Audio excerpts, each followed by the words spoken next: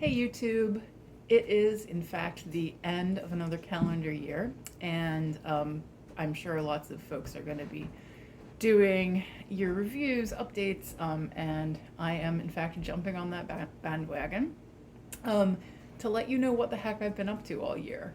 Haven't been as present on this platform as I have in the past few years. My intention is for that to change, but you know how intentions are. There's a reason that I use intentions, not goals, because I'm a very adaptive, shifting creature, and that's just how I am. But I did want to reach out to y'all and tell you a little bit about my year, especially folks who've been following for a while and have a personal connection with. I thought you might enjoy hearing about this, and talk a little bit about my spiritual journey, shifts. I say spiritual, I mean, really, it's been journeys and shifts and transitions all year in so many ways. And this may be a little bit rambling, so I will try to timestamp if there are places that make sense to timestamp. We'll see how that goes. But let's get into it. So, 2021. I'll start by just a little preface in case you haven't seen some previous videos where I've talked about my life. If you're not aware, in 2020, I had some pretty big changes. I moved across the country from the DC area to the Seattle area, something that I had never dreamed or thought of doing, and happened very quickly. I moved right at the beginning of the pandemic in March. And 2020, I thought that the move and some like health stuff that was going on was the big change, the big dramatic thing that was happening in my life. And it turns out that while it was only phase one. So as 2020 was winding down in, so in September, I had my first sort of psychic experience. Started to channel, and I've been getting more and more in touch with my intuition in a lot of ways through my tarot and astrology practice. But in 2020, it was the first time that I was like, oh, I think I'm actually like psychic, and everyone is psychic. So, when I say that, I don't necessarily mean that I'm like qualifying myself as a particular type of channeler or what have you. More so that I started experiencing, downloading, channeling, whatever you want to call it, things from spirit, universe, etc., in a new way. So that happened, and very quickly, again, having never planned such a thing, was like, you need to quit your job. You need to focus on your sole purpose. And here's what that is. And that is going to come in some container of a spiritual business. And I was like, oh, that's great. Okay, cool. Not what I had planned. Didn't seem possible. And then in a lot of ways, things came together to make it possible. But it also was not an easier, straightforward journey. So 2021, in a lot of ways, has been going from that step and that realization and that sudden change that was in a lot of ways sparked by the experience of COVID and the massive loss and grief and change we're all going through collectively. And 2021 was where everything kind of processed out and everything kind of integrated and took shape, and it needed lots of time to rest and lots of internal shifts in like mindset and such.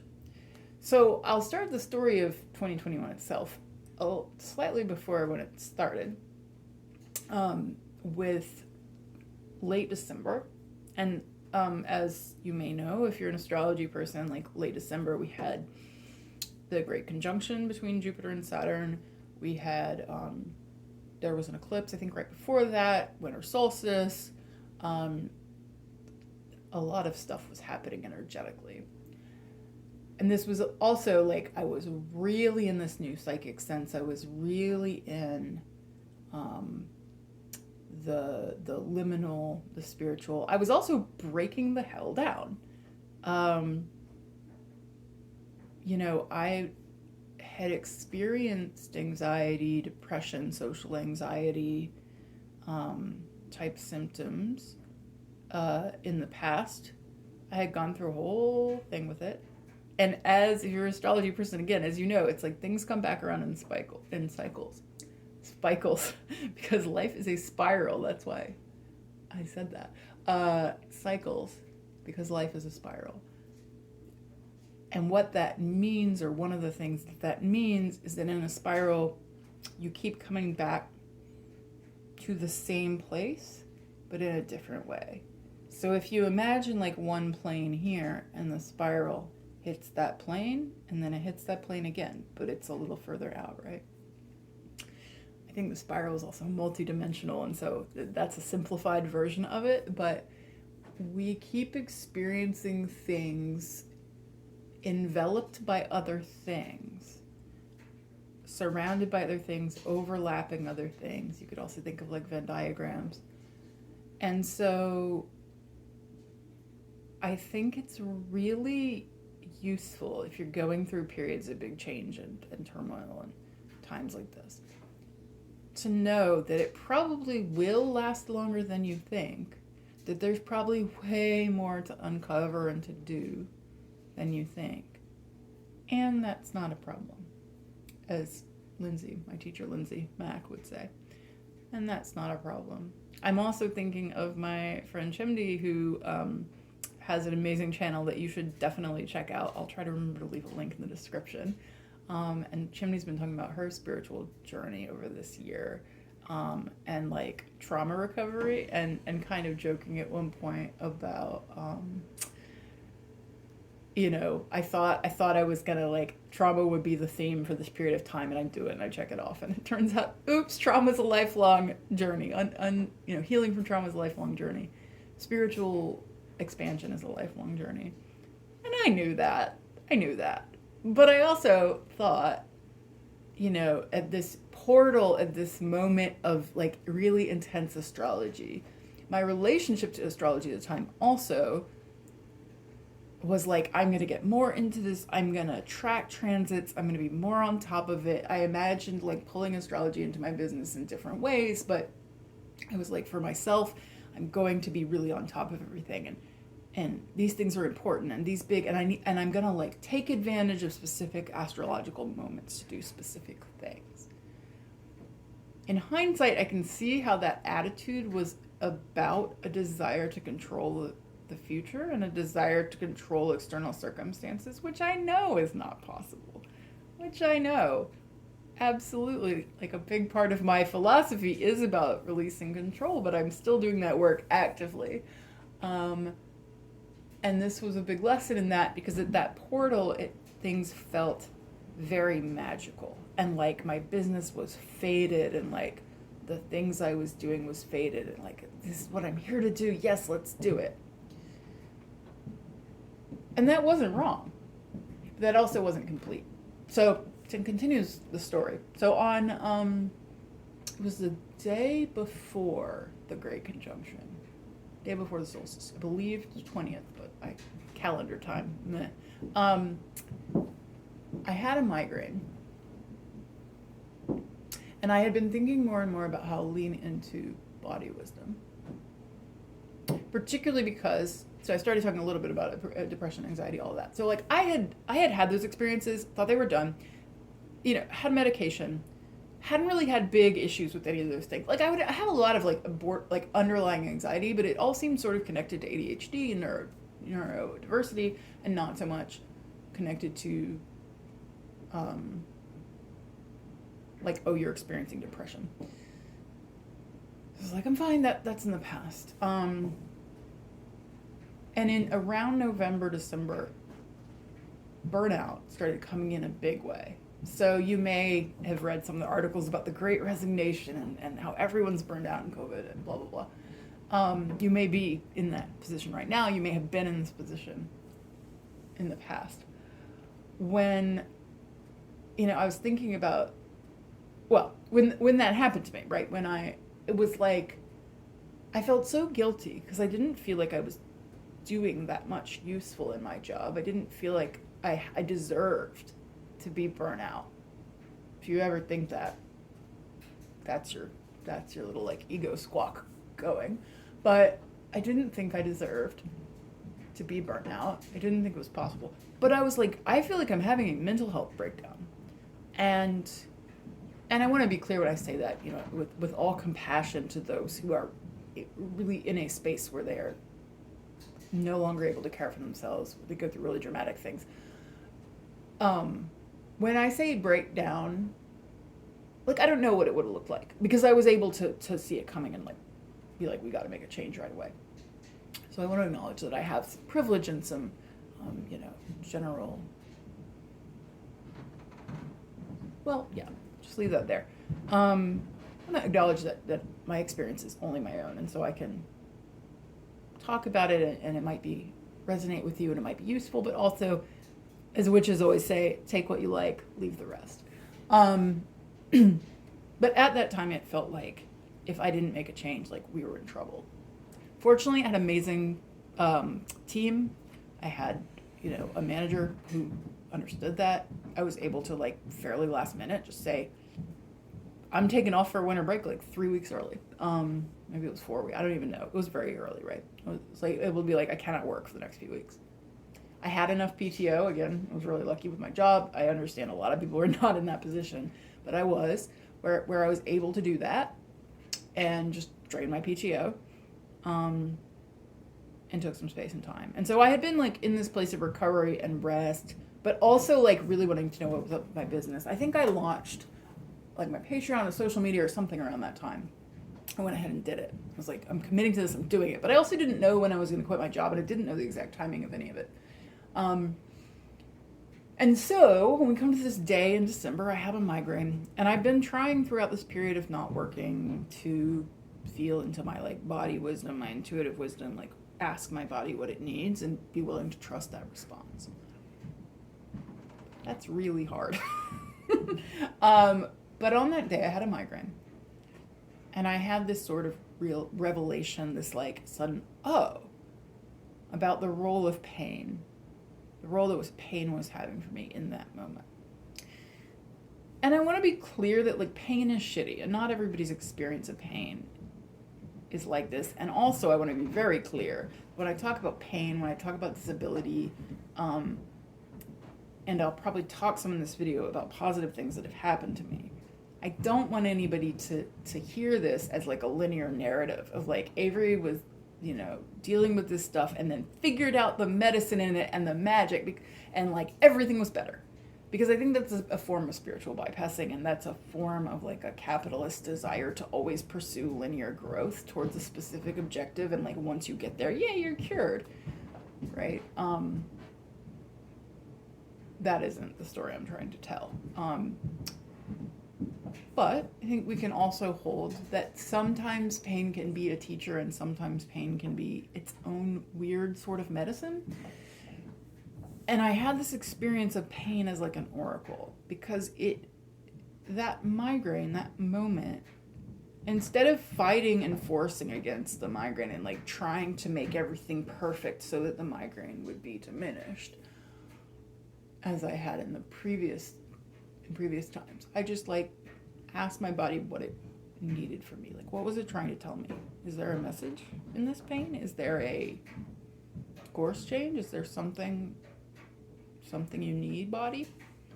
And that whole day I ended up just sort of like, and it was so watery, and it was so like Pisces, just like going from thing to thing. Maybe there's also some of my Cancer moon and being really close to an eclipse, but like it's just sort of wandering through the day. And at some point, maybe I read some cards. At some point my body said, we're going on a walk. Going outside. I'm like, there's sun out there.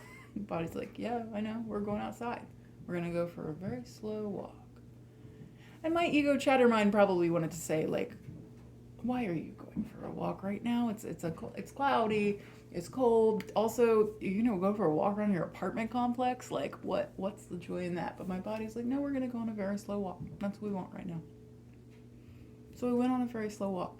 I think I maybe listened to Lindsay's monthly medicine in my ears while I was walking, I believe. Or maybe it was just about the Great Conjunction. Anyway, I had Lindsay in my ears, so I had one of my primary teachers in my ears, who has a very soft, soothing voice, if you know Lindsay. And just very slowly walked through my apartment complex. And as I was very slowly doing that, I kept checking in my body and not doing it sort of mentally so much, but just like feeling what was next. And we got to the end of the complex, and we stopped and we sat for a little while, me and my body. And my body said, take a picture. I can't even remember what the first picture I took was, but it kept saying, okay, go this way, and then take a picture of this thing, and then go this way. So I kept taking pictures of these nature type things, but also in this very planned apartment complex, right? So I was like, but I was noticing the beauty in these little things, like the way the stones were arranged, next to a sidewalk, or like a particular tree. And I wasn't judging. I think sometimes when I go through like planned areas, I might be like, that's not a tree I can commune with, right? Because this is in a planned area, and that tree probably isn't native to such and such, and it's probably over pruned or what. But I think what my body was saying to me in this moment was like, just take things as they are. And there's not a good tree or a bad tree. Doesn't matter the circumstance. There might be a sad tree. The tree might not be nourished right now in the way it wants to be, but it's still a tree. Actually, as I'm saying that out loud right now, I'm thinking like how interesting it is that could almost be a metaphor for the body, because it's like your body isn't good or bad. The body might be sad right now, but the body is just the body. The body's existing. The body's being a body the best it knows how. So I took all these photographs, and I took this very slow, meandering, long walk, like short, but long in time, right? And I took pictures until it was time to be done. And by the time I got to into my walk, I knew what form this was going to take. This was going to be an oracle deck.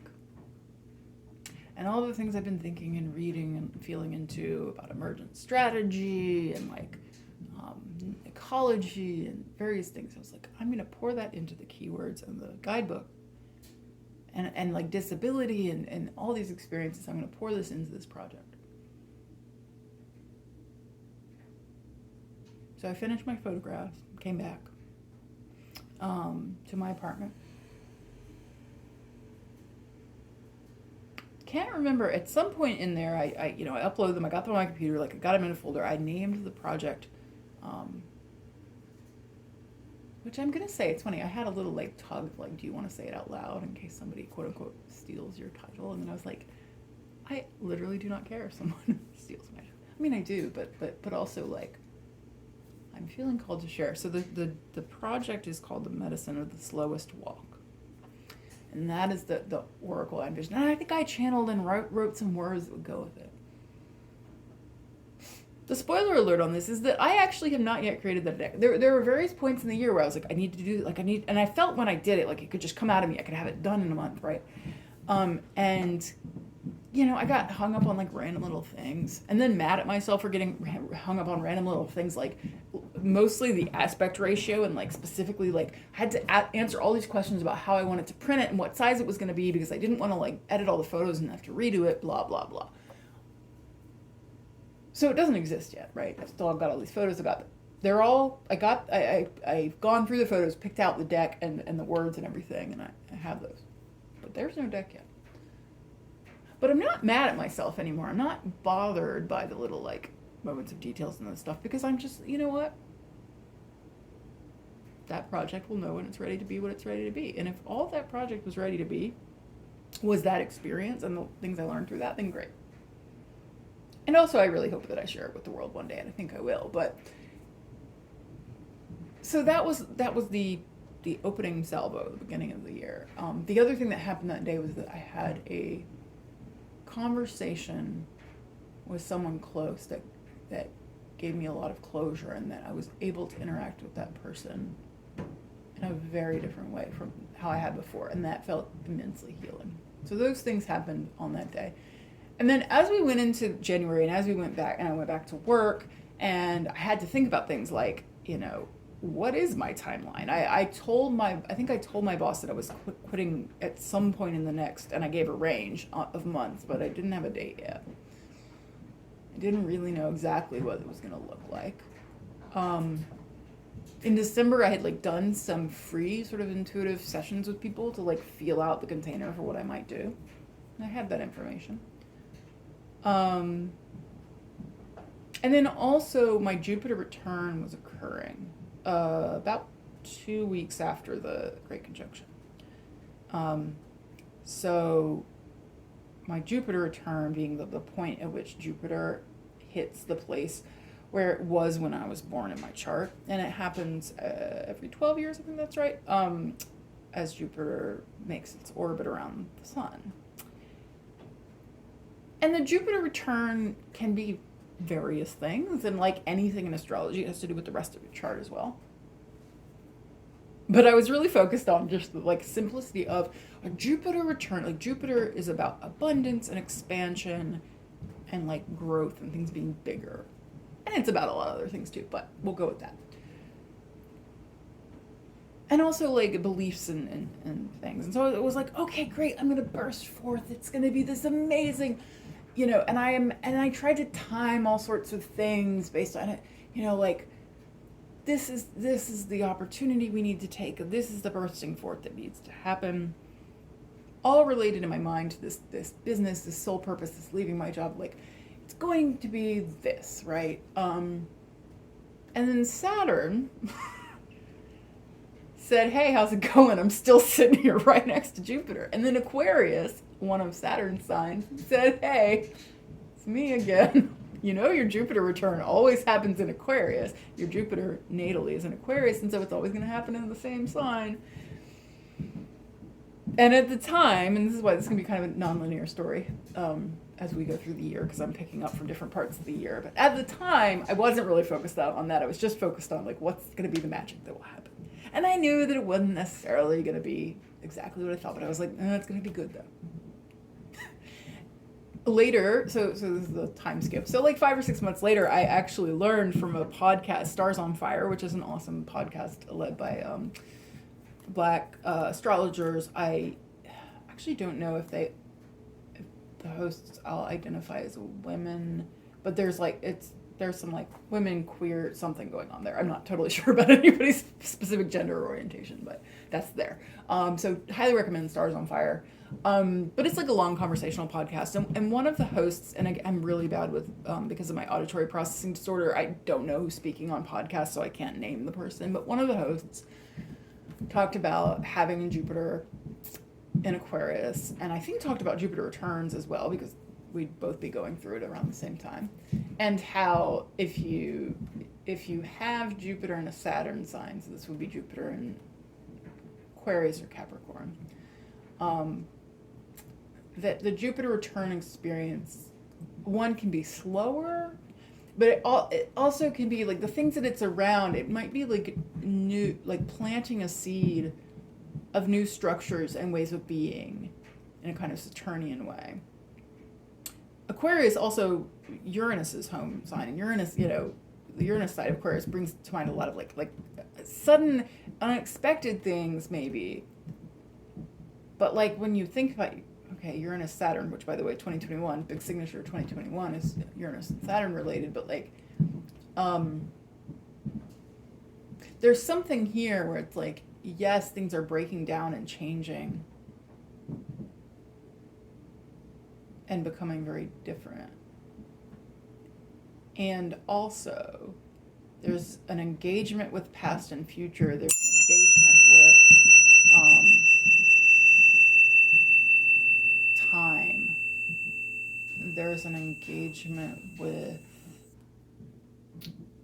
structures and systems that sometimes needs time to really manifest and come through. And that was really helpful for me because I heard that and then I looked back at previous cycles and I was like, oh yeah, my Jupiter return is not necessarily always fun and games, but it does seed something. It does create something, but it doesn't necessarily become obvious right away. So I was like here in my Jupiter return, not really knowing that, right? And I was coming back to work and I was like, oh, I want to burst forth. I want to do this. But also, I still got a job. And I know that I'm leaving an organization that I've been with for 7 years, that I've had a fairly key role within, or at least in some parts of. And I have a lot of institutional knowledge. And so I know that the minute I announced it, and then the minute I announced the date I was leaving, there was going to be a lot. And that was true. And so, you know, in some ways I felt good because it felt productive. It felt like I was doing stuff. I didn't feel like such a loser in my job the way I had in previous months. I was envisioning my future after the job, which was really exciting. But I was also started like pull back into, well, I've got to like close this out. So it was a very Jupiter Saturn experience. So, you know, I had a very like busy nose to the grindstone, like 6 hours of calls a day, ending the day exhausted kind of few months. And then I finally left. At the same time, we were looking for a house. My partner, two of my partners, if you don't know, I'm polyamorous, and two of my partners that I had moved across the country to be closer to, and we were living in two different places. Part of the way we were going to make this work for me to quit my job and do all this is to live together, because my 1-bedroom apartment in the Seattle area was costing a lot of money. And as much as I think having the year of living alone was good for my soul, I was also really feeling into relationship and other ways of being. And with COVID and not being able to see people outside of my, not being able to see the partners a lot of the times because of my risk tolerance, I wanted us to form a bubble, a pod. So we were doing all this searching, and we'd see a house and we'd like look around, and we were trying different areas, and some of the houses we looked at were very isolated, and didn't love that. And then we moved, like, I want to say, I can't remember exactly how it lined up, but it was like right after I quit like a few days after, I think. It was very close. So at the same time, I left the job and we moved. We moved to a smaller town, still in the state of Washington, an area that I really love, and in particular, a walkable area, an area where I could theoretically build community, although still in 2021, I've been spending the year fairly locked down. So that hasn't quite manifested yet. But in any event, we found a house where I could also live in a basement, and my partners can live upstairs, so it gives me kind of a trade between, I had a deal breaker that I would never ever live with somebody I was in a romantic relationship with. And one of the many things that I processed in late last year was asking myself about deal breakers like that and whether they were actually serving me. And, like one day in November or October or something, I suddenly said out loud, like, oh shit, all of my relationships for the past 10 years have been rooted in trauma response. Which is not to say the relationships were bad or that there's anything wrong with people I was dating, but that I had done so much out of an experience of emotional abuse and gaslighting and trauma 10 years ago, and a relationship where we were planning on moving in together, and we didn't, and I ended it before we moved in together, that it was like, we never move in, like we don't do it. And I was able to break that down, and I was so proud of myself. But one of the kind of middle grounds is that I had to be honest about my energy and that I need my own space. So we found this awesome house where I basically live in a ship. My basement, you can kind of see the wood, like shiplap. That's the ceiling, like everything is this wood. And then there's portholes with like their lights, and they look like ship portholes, and there's fish. It's not real fish, but like stained glass fish. It's ridiculous. I mean, once we saw this place, it was like, absolutely have to live here. I'm a water baby, so I was like, yes, let's do it. So I live in this lovely basement. Another funny thing is since I've lived in this house, part of the reason I haven't done a lot of YouTube is because I felt like I had to, I've had great natural light in the past couple places I've lived, since I've had this channel. And I didn't realize how much I was like, oh God, I don't know what to do. I tried to set up a pod. So the last couple of videos I've recorded, you may have noticed I'm standing up. There's like kind of metal over my head. So I'm like in this nook that I try to set up as like a filming nook. And then I realized I don't even like the lighting better than over here. And it makes YouTube way less like accessible to me because there's some mental block on like going into the filming nook. But here I'm sitting at my desk, got my tarot shells behind me, I've got my moon phase clock above me, and let me know if the lighting isn't to your liking, but honestly I think this is okay. I'm like learning to be okay with mediocre in some ways. So I've been really happy with the house, but so I get out of all this and I go through this period of like, okay, we're gonna get past the job. And I left the job, and everybody was awesome, and people who I'd worked with were amazing about it. And then I had this feeling of like, oh shit, well, I've just done the thing, I've just announced, even as I was leaving the job, announcing what I was doing and like giving people my links and stuff. It was like, oh no, like, and my plan had been to spend the first year, because I have enough savings that if I live very frugally with various financial stuff, I have a 2 or 3 years to like get this business to the point that it's supporting me. And so my thought was, okay, first year, you don't have to do anything. You don't have to achieve any goals. It is an exploration year. It is a figuring things out year. It is a trying things year. And I imagined all sorts of things I could be doing, learning I wanted to do, all the things I've had on my to-do list, all the workshops to watch, all the books to read. I mean, I knew I couldn't do it all in 1 year, but like that I would make art. I would spend a lot more creative time, which I had been doing last fall. Like I would spend time at the piano. I would spend time making art, all these things, beautiful vision of all the stuff I would absorb like a sponge, and then the ways I would, try things, and the idea was like, I'll launch social media, I'll have this Patreon, but like those won't take very much time. And so like, I won't have any expectations about growth. I'll put them out there and I'll let them grow naturally. And then organically, by the time we get to the point where I'm ready to be more directed and focused and like specific in my work and active in my work, I will have naturally built this big community that I can work with. And you can probably tell there's a little bit of sarcasm in my tone, because guess what didn't happen? What actually happened is, so, there was the immediacy of the moving and the unpacking, and then I got set up here and I was like, okay, give yourself some rest, give yourself a break. There were a bunch of learning opportunities right around like April, May. There was NORWAC, there was, I think, I'm going to forget like which conference was which, but like I think Fresh Voices maybe was around there. There were several like free offerings. Like the Hivery was doing one. Just every newsletter I had, somebody was telling me about a free offering, right? So, and also around that time, I had developed this whole like run of show for how my days would look, and like there was flexibility built in, but it was structured. And so I was like trying to do X, Y, Z and do the thing and absorb the thing and read the thing and listen to the thing and watch the thing. And I burned myself out on absorption. I basically got to the point where my sponge was way too full and I wasn't really processing anything. And I was constantly, like I was having trouble focusing. My ADHD started kicking up huge, like, it was very overwhelming. And a friend was like, you do not need all these ticky boxes. You do not need a checklist for your day. So I said, okay, I might come back to it, but we're going to release all expectations and we're going to be super gentle with ourselves. And then what happened is that I fell into a hole, essentially, a metaphorical hole. It was like, I also thought I'd be reading tarot all the time, doing astrology. No. I felt too full. And then I felt like this like block on actually creating or doing things. I got into a place of self-doubt with art. I got into a place of just like,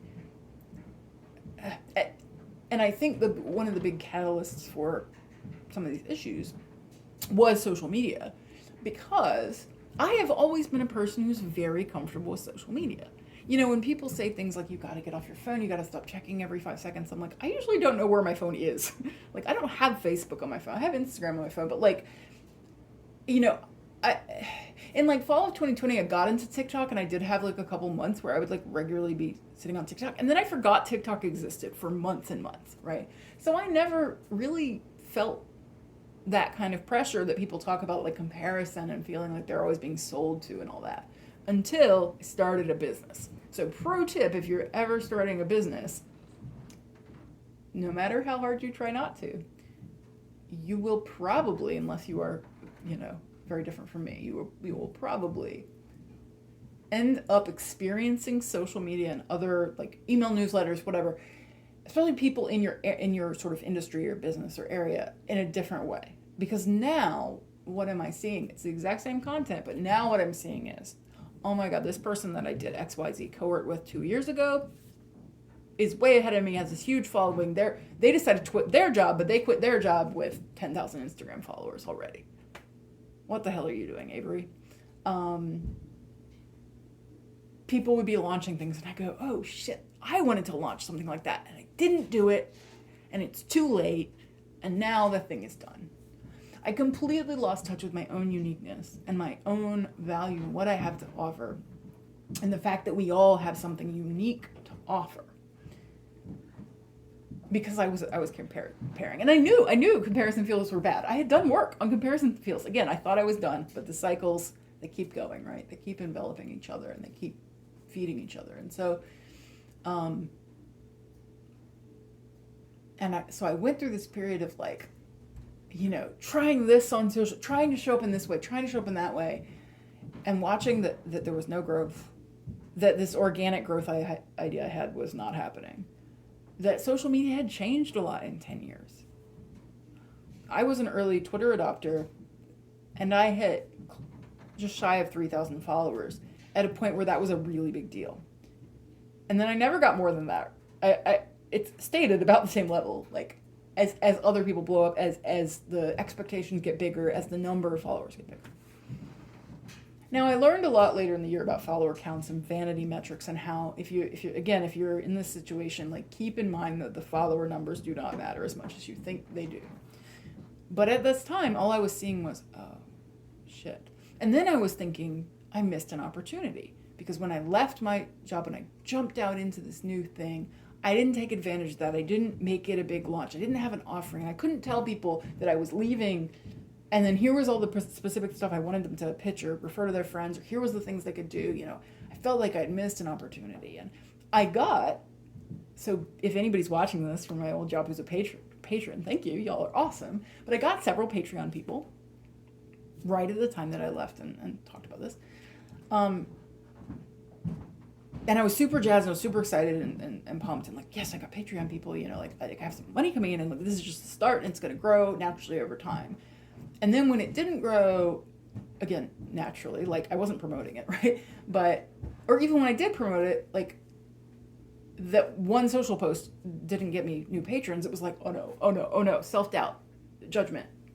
Like, other people can do this, you can't do this. Your dream of being able to mostly spend your time writing, maybe making videos, and like just sharing with people, like, there's no people are not showing up, right? And then another layer is, now I'm like, oh my God, these like 8 or 9 friends who are patrons, like, I need to give them exactly what they want. I need to focus. I need to do all these things. If I don't do these things, I've disappointed these people. So I was putting so much psychic and like actual effort or energy.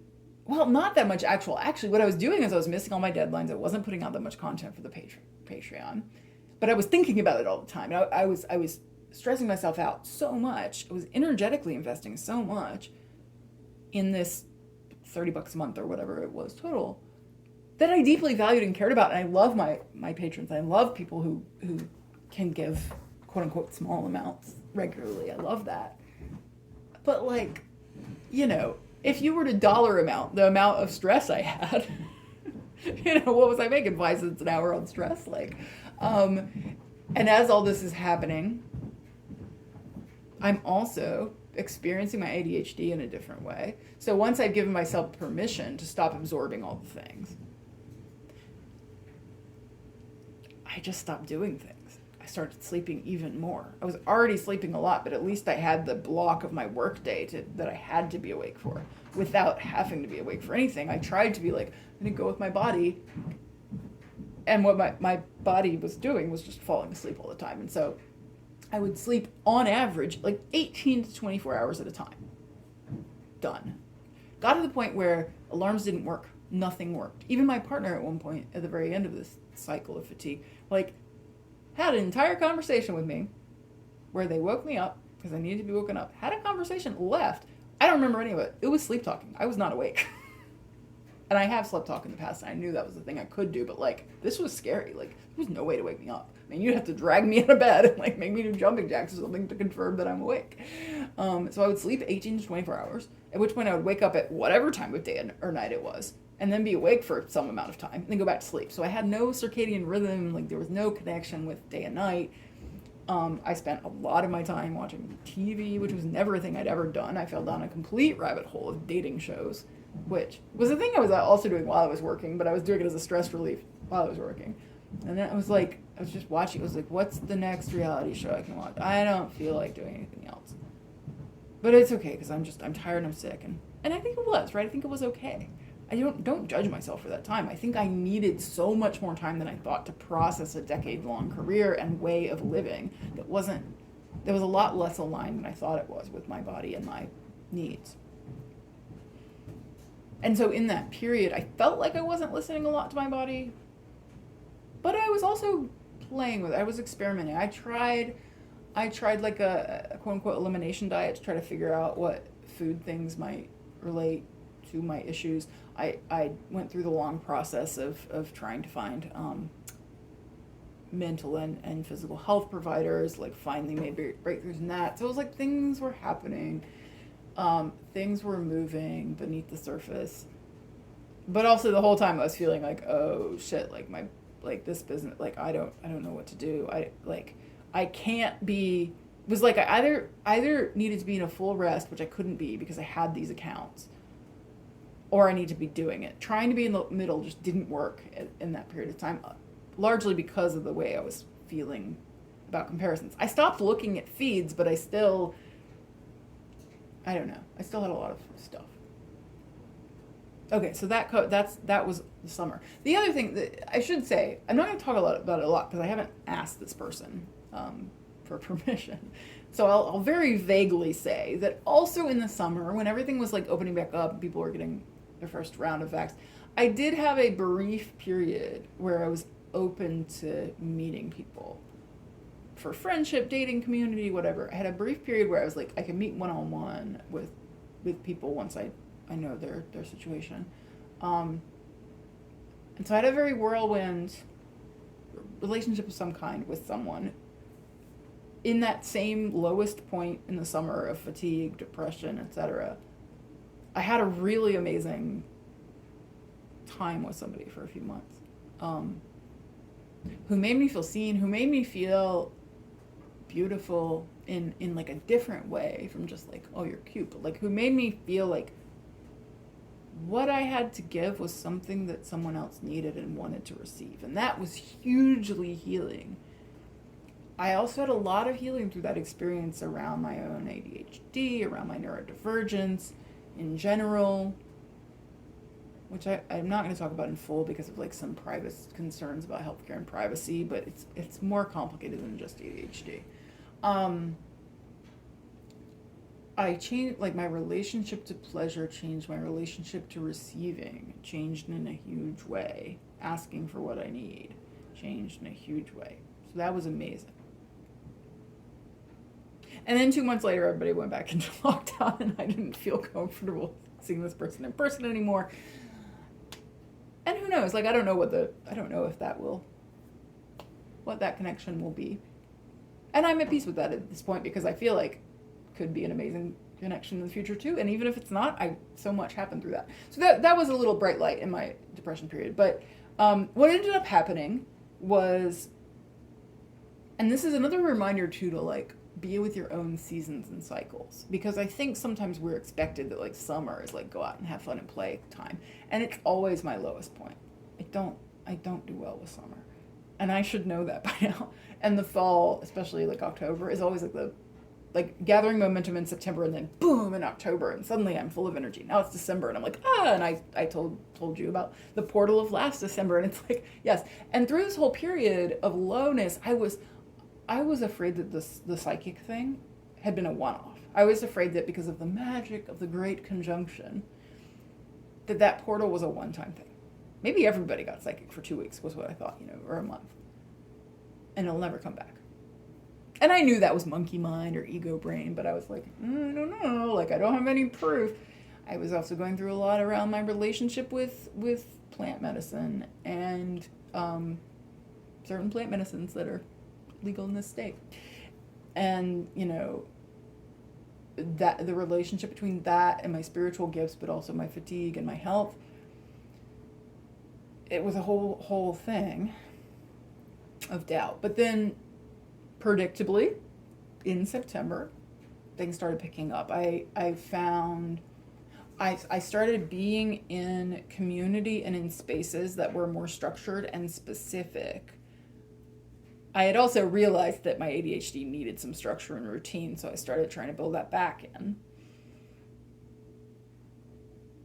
Because I was starting to have access to medical providers, even though it was slower than I might have liked, I was getting into a place where there were dates that I could say, on this date I have an appointment on this date. So it felt like there was an end in sight to this level of fatigue and ADHD and issues.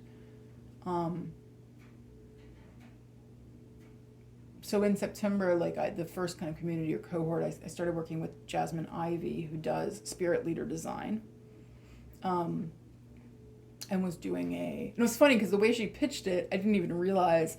I thought of it as like this very unique free offering, free chance to be involved in a valuable offering, which is not untrue, but then I kind of realized later, this is more like, this is an introductory program that is going to funnel into a bigger program. But that was fine, right? The value of that was really great, even though I wasn't going to go into the big signature kind of program. And I also got my one of my sweeties into it with me, so we could kind of process. And so I did the Spirit Leader, I think it's Spirit Leader Design Foundations program. Helped me kind of recheck where I was, especially around social media, recommit. So after that program, I set up a whole structure on my computer. I'm back to the spreadsheets, everyone, except they're not spreadsheets. They're in Notion now, and I'm actually thinking that one of the ways I can serve might be creating Notion templates for various kind of spiritual things. But anyway, I made Notion templates. I got a whole content planning. I realized sort of that what I needed to do to assuage some of my feelings was to have a more active, specific social media, to stop trying to fling my energy at all the platforms at once and to really kind of hone in. So hone in on Instagram and then add in YouTube more and more as we get into 2022, which is still the plan. But not worry about Twitter. Even though Twitter is a place I like, not going to worry that much about Twitter. Not going to worry about TikTok. Not going to worry about all the other things, right? So I started putting structure in around content as well.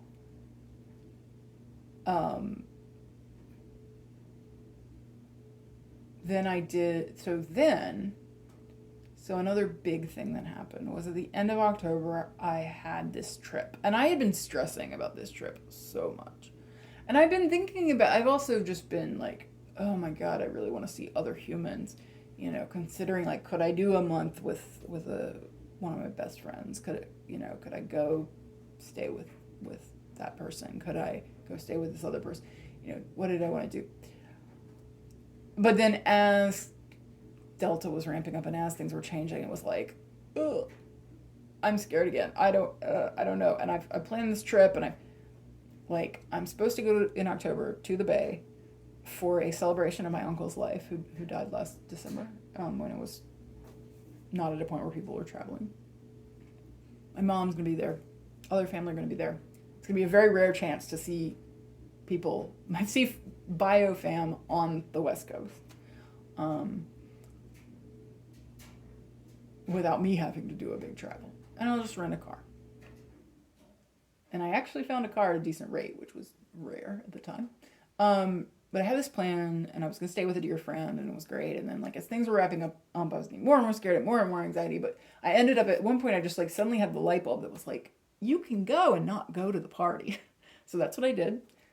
I rented the car. I drove down. It was stressful, but, like, actually being in the car and driving was, like, a beautiful healing experience. I love driving alone. I love just being with myself and whatever podcast. Usually I listen to podcasts. So between the drive down and the drive back, I think I got almost totally caught up on the Moonbeaming podcast, another recommendation, Moonbeaming, Sarah Faith Gottesdiener's podcast. A podcast that I had always, like, enjoyed when I'd heard bits of it, but it always felt like, oh my God, there's just too much. Like, it's, we're talking, and, like, I don't have time for this shit. And it turns out, no, I need to make time for this shit, because it sparks. So many ideas. So good to just, like, soak in kind of queer magic while driving through Washington, Oregon, and then California, Northern California. And I'd had a plan to drive back on the PCH, which was going to be like so it was 12 hours down, and my plan had been to come back and do like 17, 18 hours, like up the PCH and in one day. And I should have known that was not going to happen, but that was my initial plan. But then when I drove down, I was like, nope, that's not, we're going back the same way. We're taking the 5. We're not trying that this time. Maybe we will eventually. Anyway, so my plan was go down there, stay with a friend, which I did, and not have any time staying in a hotel with my mom, so not risking myself in terms of her and other family being on a plane. Bought some N95 masks, so I felt comfortable enough with like a real solid mask on, and not interacting with them after they'd been to the party with bunches of people, and not going to the party. So I figured I could minimize my risk that way. Spoiler alert, did not get COVID, so I guess that worked. And spend some time with my friend. It was a good trip.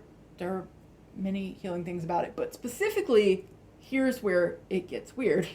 So after years of my fatigue getting worse and worse, years of the amount of sleep I need getting worse, drowsiness during the day, the amount of caffeine I need to stay awake, all of those things getting worse and worse, gradually, steadily, sometimes in big downward drops. I had this long weekend, where I had plans pretty much every day, and I was driving around a lot, and I was sitting and standing a lot. And something weird happened, which was that I was very tired by evening, but then when we would lie down to sleep and I wouldn't fall asleep for a while. And I'd wake up and it had only been 8 or 9 hours. Not 16, not 18.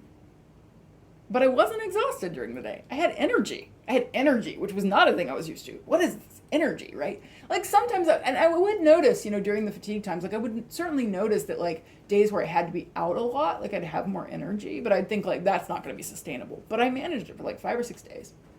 So that was interesting. And then I'm driving back. And I stopped with another dear friend, amazing person for lunch. And we're talking about my fatigue and how it's so weird that like I've been up and about and I've been okay. And I'm thinking like, hey, maybe when I get back, I'm going to like try to actually like force myself to really wake up, like get my partner to drive me out of bed if I start having the alarm problem again. But like maybe instead of listening to my body and saying sleep as much as you want, because I was assuming that sleep as much as you want meant healing, right? I assumed that I needed that sleep because something was wrong and I needed 18 hours to get what you might get in 8. That was the theory. But I was like, I don't know if that's true because I've had all this energy. And so I think I'm going to like see, like, is it something about California? Like, what is happening? When I get back, maybe I'll just like try as much as possible to adopt like a 9 hours of sleep a night and see what happens. And my friend said, it's weird because my sister has this thing. And my sister has this thing that if she sits down, she'll fall asleep. And so she can't sit down that much. And I go, I could also remember having more energy on the days that I was at a standing desk. standing desk, meaning my breakfast bar. But like I had a breakfast bar in my apartment and I was standing up a lot. And when I moved here, I didn't have a standing situation. So I wasn't standing and I was lying down a lot. And when I wasn't lying down, I was reclining because I always just felt physically tired. I was like, oh, I need to drape. I can't sit up straight. Like sitting up straight was not possible. I thought. I bought this expensive ass $300 chair, ergonomic chair, thinking it would help. It did not help. But she's like, yeah, my sister has this thing, where when sitting, she tends to fall asleep, so she has to stand, she has to pace. And I was like, huh. So I looked up this thing, and it's called, if you're like, oh my god, this sounds familiar, it's called idiopathic hypersomnia. And I had seen it before in all my research on fatigue, but it's one of these where like they don't diagnose it except by exclusion. So it's like if nothing else is wrong with you, then you might have this. And I didn't think that was right. I was like, it's food, it's thyroid, it's something else. I don't know. It's hormonal, who knows? But this description was very interesting. Oversleeping, more than 11 hours a night. And again, the issue with like sitting, reclining, lying down, it's just hard to stay awake. It's not narcolepsy. And I've been tested for that, and I had sleep studies. I had a lot of tests, but it was like, oh, so maybe I don't have some weird random autoimmune thing, which was what I was thinking might be true.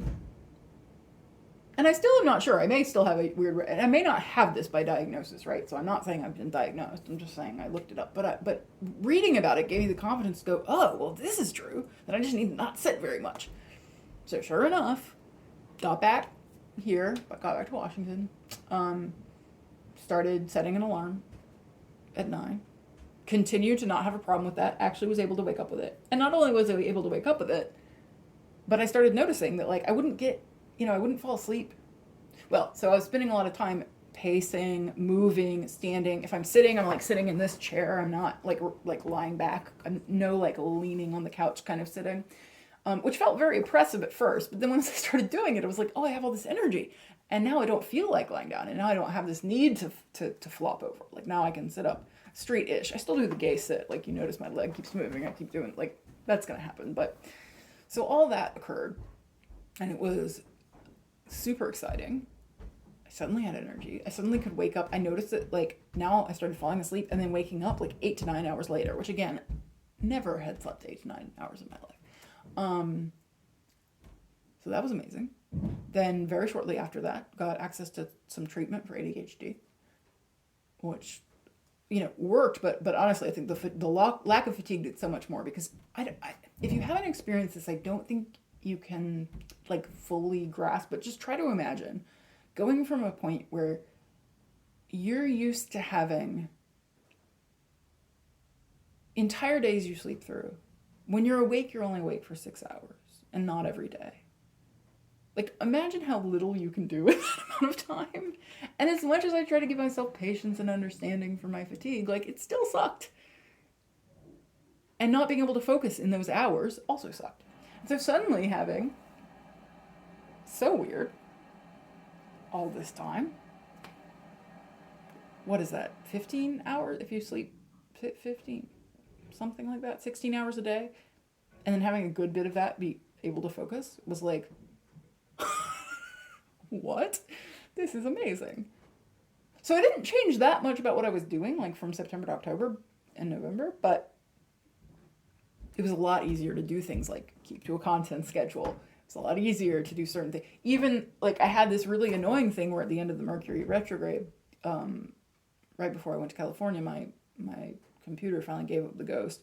And while I had everything backed up and that was fine, it was also the week that Apple was releasing new computers, and so I couldn't get a computer for a month, which at first was panic, and then I figured out a kind of temporary solution involving an iPad, but basically it meant I could do less, which was actually really good for me. Then I did what I needed to do and tried not to stress about not doing other things. And then when I was in California, I was also going through something called Quantum Leap Week, and that's with Megan Hale. And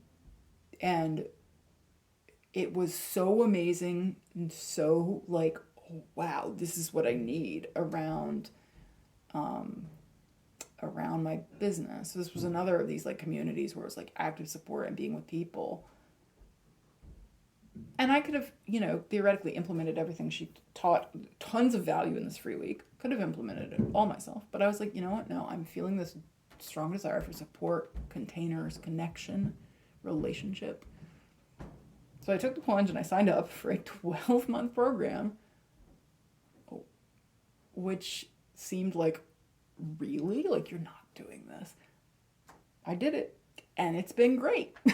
So, I've been both working on my content, but also being in this program and like thinking about the design of my business in a different way. So that I do strongly believe that in 2022, I'm going to be refining, figuring out, and releasing some kind of signature offer. I'm going to be figuring out what that looks like and what the energy of my business actually centers around. One of the things I came out of the program with Jasmine Ivy with was what she calls an I help statement, which is basically the foundation for a mission. And I spent so much time thinking about it, but once I finally got there, which was just clicked like on that drive where I was listening to Moonbeaming, it just came into my head and I quickly took a voice note. But I realized that like I didn't need to know everything about the details, that knowing this I help, which is the statement, if you're curious, is I help marginalized folks and others prioritizing, I can do it. It's new. I help marginalized folks and others prioritizing liberation. Nope, I forgot the rest of it. Oh, this is so funny. I don't even know my own I help statement, but yeah. Prioritizing liberation. Oh, right. Yes. Or third time's the charm, right? I help marginalized folks and others prioritizing liberation to find themselves and their roles in an emerging future. And what I love about that statement, even though I apparently can't keep it in my head, is that I want to prioritize marginalized people in my work, but I also want to work with people on where they are marginalized and also where they're not. So like, for example, working with other white folks around how we show up around race and the kind of work we need to do internally and in our own closed containers around like some of the unlearning of like capitalism and whiteness and things that we've been taught, that we've internalized, processing that, like that's important to me. And I can see that, especially being like myself, especially resonating with other people who are marginalized in some ways, like queerness, disability, but not along lines of race, right? So I wanted to get that in there. And then the piece around like finding yourself and your role in an emerging future is that this whole year and all these ups and downs and everything I've experienced and watched others experience and been with and read, is that I can't stop thinking about emergence. If you've read Emergent Strategy, if you haven't, recommend. Emergence and visionary future dreaming. The way we doggedly, persistently envision a future despite the fact that everything seems to be falling down around us. And despite the fact that really there are real, tangible, systemic oppression structures, planetary destruction, all of this is happening and is real, and we absolutely have to be in that. We have to be like earth focused, centered in that. And also, so earth and water, my chart is for earth and water. We need to ground in reality, but at the same time, imagine things that seem impossible and flow and adapt and change and do emergent practice and do small practices and do big practices and have all of this be in conversation. And I'm thinking about Afrofuturism, and I'm thinking about the work of BIPOC who, and particularly like Black femme writers, and just the way that folks are dreaming and imagining these amazing radical futures. In part, I think that comes from, being in a place where If you're a white person in 2020, 2021, it might feel like the apocalypse is new. Or it might not. You might know already, but it might feel like some of this is new.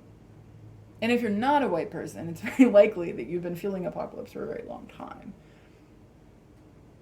And not to romanticize it, but the vision and the dreaming that comes out of that is really big. And if you think about the things that might feel possible having gone through this pandemic and having had to directly grapple with, what if I don't know what is next? What if I can't control the future? What if there is no ground? That means you've always been flying. And that means flying to the next thing is a lot easier than it seems. Or if not easier, possible. So that is really what I'm leaning into with my work, and I'm thinking of what this container will be. But I think whatever my signature container ends up being, it's very much going to be around unlearning and dreaming into a more liminal, adaptable, watery, flowing, intuitive space. And that feels really good to me. And that feels like what I can doula or steward through. I keep thinking about the language of a doula, and I'm very drawn to it. The Pisces in my chart is very drawn to getting people around the whole wheel and getting in and moving through some of the toughest periods. And I'm thinking about how to create containers for that. And then another really big influence is that I finished this book I've been reading the whole year, on and off in little bits, Sacred Economics, which if you're on my on my Instagram, then you've seen that I've been doing a whole thing about this. If you're not, head on over. It's at Queer Magical. I put some really I don't say really valuable content, but I really put my essays in the captions. And you know what? It hasn't gotten any traction at all, and I don't care. I'm moving into a place of acceptance where I'm just this is important. I'm sharing it with the world, and if one person benefits from it, then great. So I'll be through Sagittarius and Capricorn season. I'm talking a lot from the book Sacred Economics, but you don't have to have read it or anything. Talking about resources, security, being in relationship, money and capitalism, and how those affect relationship. And one of the things that in Sacred Economics is one of the kind of key principles is talking about how we've been in this story of ascent, or story of the ascent of man, and how that story is dead and old, and what has been dead and old and needs to be recycled into something new. But it's thinking about what I can offer people. I think it's getting out of this linear, straightforward, constant growth path. It's getting out of this feeling that, one, I have to do it by myself. Two, I have to strive towards a specific goal. Three, the goal has to be measurable. Everything is measured under capitalism, and it is possible to fail. Is that 3? 4.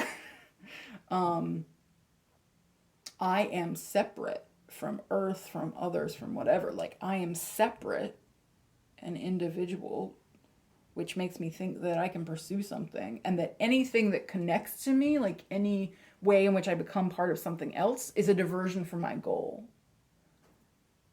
5, I think maybe I'll end it at 5, but 5, security comes from accumulating and having, which is a mindset that says security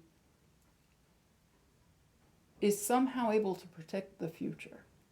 The idea that we can accumulate forever, and this comes into other ways. I was reading about, the medical industry, and you think about the idea that trying to live longer and longer and longer it's trying to cheat death. It's trying to be in opposition to death, which is also being in opposition to life. When you try to accumulate and grow and change whatever forever, nothing does that. Everything on Earth dies. Even stars die. So it's pulling you out of relationship with what is real, what is true with the planet, and also with other people. And that's all false.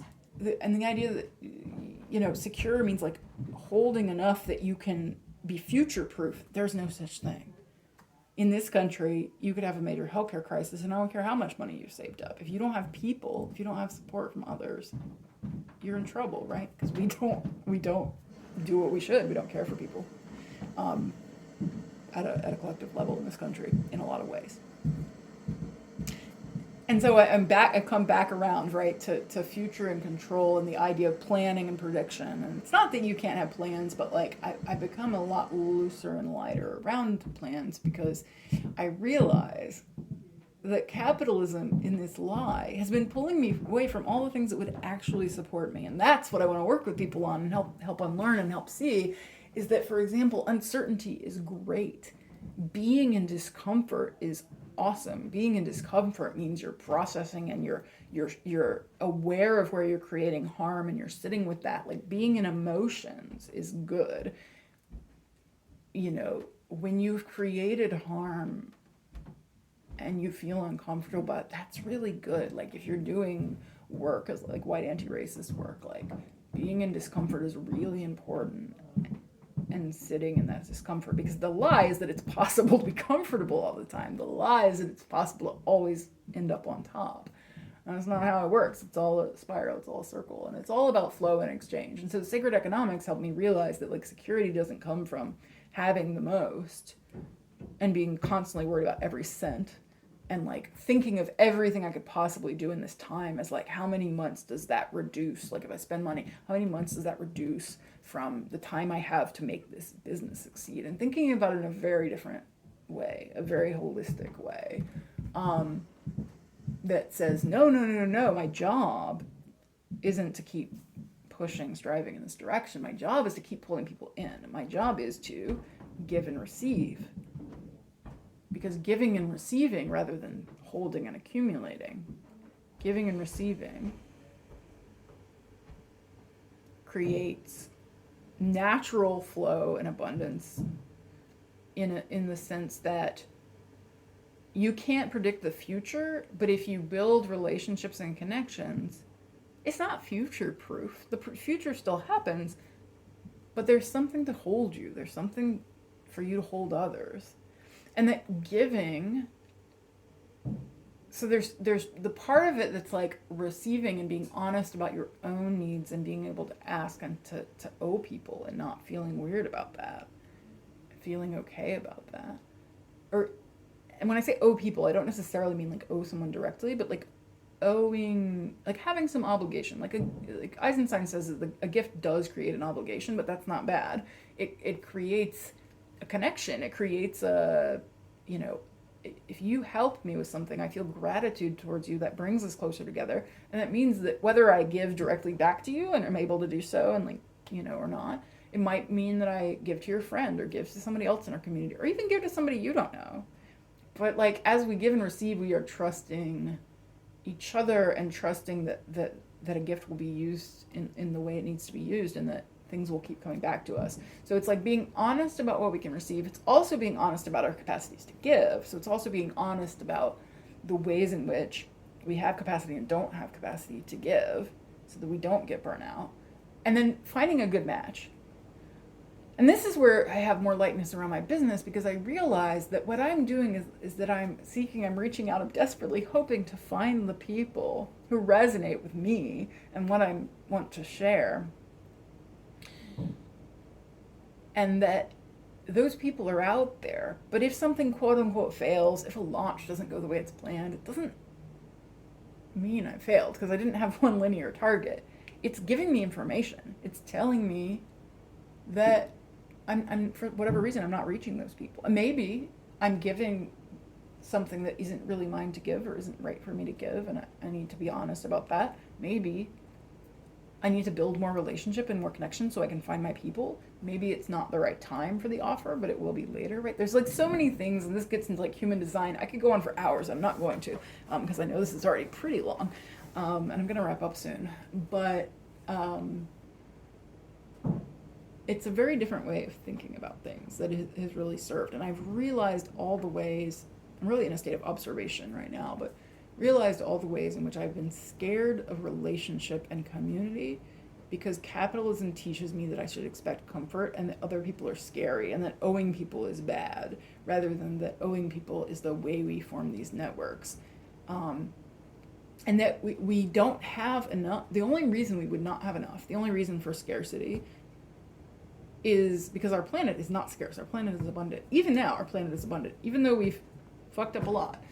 But when specific people hold on to what they can't hold, and so this is another capacity thing, is being honest about what you have the capacity to actually use and hold. And this has given me such a light relationship to money, because now I realize, yeah, I'm not gonna give away all my savings. Like, I'm gonna keep some in there because I do think that there's a certain degree of like, I've called it a systemic oppression buffer. Just like, I know systems aren't designed to work this way, and so it might be a little harder to find the way that that like offerings meet needs, but not feeling like I need to have so much money saved up. Instead, realizing that if none of us is holding and everything is flowing, then water always finds the emptiest point, right? Water always fills up the container and then it overflows to the next empty point. And so if I'm empty right now, I can joyously receive to the point which I'm full. And then if there's surplus, I can keep it moving. I think Eisenstein gives the example of how food, like if you have leftovers because you know they're going to go bad, you joyously give them away. And money, the issue with money is that it doesn't mimic nature because it doesn't reduce in value, and you can hold it forever, and that's not natural, which is a whole other topic. But like thinking about, like what are my actual needs? Being honest and not feeling bad about filling from the collective well as much as I need to fill my needs. And then also, once I'm here, now I can overflow, and now I can spill over, and now I can pass on. And now the water will move to the next person who has the need. And so I can trust that if I keep things moving, they'll come back when I need them to. And if they don't come back, it might be a sign that I didn't need them to. Again, I'm not trying to be like this total Pollyanna, optimist about everything, but just to have some more acceptance and some more lightness. I think I'll close. How long have, oh my God, hour and 16 minutes. If anybody's still here, I will close with one more little story, which is very recently around, so I had another migraine. Actually, I had two.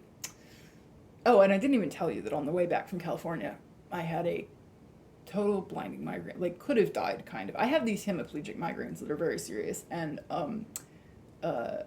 had basically spent some period of time at night with a migraine coming on the freeway where I couldn't see. I could see big green signs, but I didn't know what they said. I couldn't see the lane lines. I was just like, okay, trust, we're going to get off the highway. It was a whole situation that I survived. But another migraine. And then I just had a migraine right at the last eclipse, where all of this was really falling into place all at once. And I realized, so again, the pain, I had that experience of pain as an oracle. But what I realized was, because I think when it happened the first time last December, I was like, oh, this has happened, and it felt like my body, like I was communicating with my body, but I also felt like it was almost like a warning that was saying, okay, you need to get into body-based decision making, and if you don't, we're going to warn you again with another migraine. And sure enough, I got one a few months later, and so I felt like it was a sign that I had failed. But when this one came around, I didn't feel that way anymore. Even though it had happened like a month later and it was pretty frequent for me and a little worrisome, it didn't feel like I was being punished because I'm moving out all these like dynamics again of punishment, capitalism, blah, blah, blah. What it felt like was, this is an invitation, and you're going to come back into this invitation, and you're going to keep coming back into this invitation, and there will be periods of pain. There will be times when your body uses pain to communicate. And that's okay. And I think it's a very, like, as we're moving into Taurus Scorpio eclipses, I think it's a very Taurus thing. Because Taurus is about abundance, as we were just talking about, but it's also about embodied pleasure And then if I think about Scorpio, I start thinking about embodied pleasure and embodied pain. And the way that both pleasure and pain bring us into our bodies. And I will probably share a lot more in the future on this, but as I was having that experience, I spent like 3.5 hours just pulling cards in a very unstructured, very visual way, just like rambling to a recorder as I was in, this terrible pain that I couldn't read or do anything else. But it brought me back to my tarot cards, and I was just really psychic and channeling a lot. And it made me think about the ebb and flow, that fear in the middle of the year that I would never be psychic again, and then this intense experience, and the way pain can sometimes be like just a check-in moment for me of a heightened intensity of being in the body and being with spirit and working with that. And one of the things I channeled was this image of how when we're striving and striving, we're trying to go in one direction. We're always reaching away from ourselves. We're always trying to get further and further down a path. But what if instead we were to reach with the same amount of excitement and fervor and chasing our soul purpose and all of this? But what if we were to direct that inward and to keep coming back into ourselves and to strive with that same intensity, but to strive to be the meest me I can fucking be? What does that look like? What does that look like for you? Right? Might be worth journaling on. What does it mean to keep coming back around and closer to ourselves? Because that's the gift we've been given. The gift we've been given is our existence here. And we don't have to make a specific thing of it. We don't have to achieve X before we die. That's not how it works. The gift is an unconditional gift of our existence. And also, one of the best ways I think we can spend that existence is by finding what is most us, because that is going to help us find what most serves.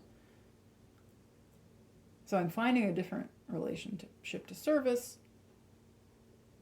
a lot of other things like sacrifice and security and all these S words. What is with that? Service, sacrifice, security. Maybe there's something there anyway. But it's all about coming back and coming home. And I think about Venus being at home in Taurus and how Venus is about how you draw things in, whereas Jupiter kind of expands out. So those are some things. I will be sharing a lot more of this kind of, probably not so long, but this kind of like rambly. I want to tell more stories and I want to do more spiritual stuff. And I'll be telling you a lot more about that. There's a video coming out on the 4th of January, so look for that. I'll tell you a little about the future of the channel. I decided not to use this video for that necessarily, but I will be talking about that. Let me know in the comments, like, are you still here? I doubt it, but do you like these longer videos? I will also quickly just go through. So yeah, I'm working on the signature program. I still have a Patreon. It's patreon.com/queermagical. Link is below. I'm doing some pretty major things around how I reform that, and actually, I will also be talking about that here. I will say that there's some stuff that will be coming out on the Patreon. Some changes, some of which will be kind of prioritized towards people who are already there. Some sort of incentives for folks who've been with me, and there's still a chance to get in on that. So if you are able and you want to, you can give for as little as $1 a month. That will get you the kind of first news and first look at what's happening, and chances to shape it. So you can consider that. And the Patreon is very much about just supporting the free content that I put out on YouTube, Instagram. You can, what else? My monthly newsletter is also probably changing, but the link is below, so I'll be sharing on that as well. I'm going to be thinking more about how to consolidate all these things and make them make more sense for me and for you. There will be, it won't just be a signature program. I'll be thinking about other ways to connect with you, free as well as paid offerings, and they're probably all going to relate in some way to the kind of topics and themes I've been talking about around like unlearning, relearning how to be on this earth and connected to nature and connected to our bodies and moving. You know, my word for this year was expansion, which I think has definitely happened. And my word for next year is love, which may seem hokey, but I made myself do it, even though it seemed corny, because it's not just about connecting in a relationship. It's love, I think, is about acceptance, radical acceptance, and being present. And so I want to work with that in different ways. So there'll be lots of ways to work with me. I also haven't done like a here's what I watched, here's what I saw, here's what I mentioned Sacred Economics as a recommendation. The Emergent Strategy Institute's podcast, also a big recommendation. There are probably other things I would recommend. Moon to Moon, Britton LaRue is good. As far as tarot decks, I've been using a bunch, but I have really been loving the Outsider Tarot and the Reclaim Oracle. If I had to pick just a couple of recommendations, I will do more deck reviews on the channel, but we'll go there. And as we move into the new year, we're going to have more practical astrology, more tarot study, but I want to kind of like interlace it with more rambly things like this. So that's 2021. Here we are, almost done. Wow. And I didn't talk about it much here, but I might do a video later about it. It's also, we're wrapping up our collective Hierophant year, moving into the Lovers, which I think is really interesting with some of the stuff I've been talking about. So I'll probably maybe think of doing a Lovers video. Let me know if you're interested again in the comments. And I'm moving in March from a Wheel year to a Justice year. And I will admit that Justice is an archetype I need to lean into more and learn more about in the tarot. So that will be interesting. There's stuff happening in astrology. There's stuff happening everywhere. You can find out about that other places. This has been a very self-focused ramble, and I'm becoming more comfortable and okay with that, because I'm realizing more and more that the joy of sharing is in the way we resonate with each other, and that it's okay. And if you're neurodivergent and you've somehow gotten to the end of this and you're neurodivergent, and you also tend to ramble, and you tend to feel like you're too much, and you tend to, want to talk to a camera for an hour and a half with nobody responding, that doesn't make you bad. That makes you you. And that makes me me. And one of the things I'm releasing with all this capitalism bullshit, right, is releasing virtue and virtue competition, and the idea that anything can be good or bad. Because I don't really believe it, and never really have.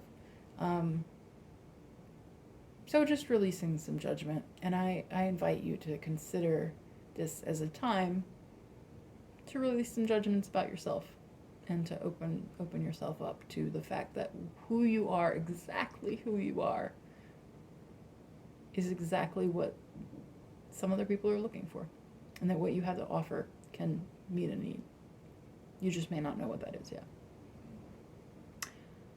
Okay, wishing you a beautiful winter solstice transition into our new calendar year. And if my work resonates with you, other than the other ways I've mentioned, to support and to participate, let a friend know. Tag somebody in the comments, or tag somebody in like a post on Instagram that I've written, or what have you. I'd love to bring more people into the fold. I both am comfortable and peaceful with the small size of my current audience, and joyously inviting anybody who wants to join me. So, all right, take care. That's all for 2021.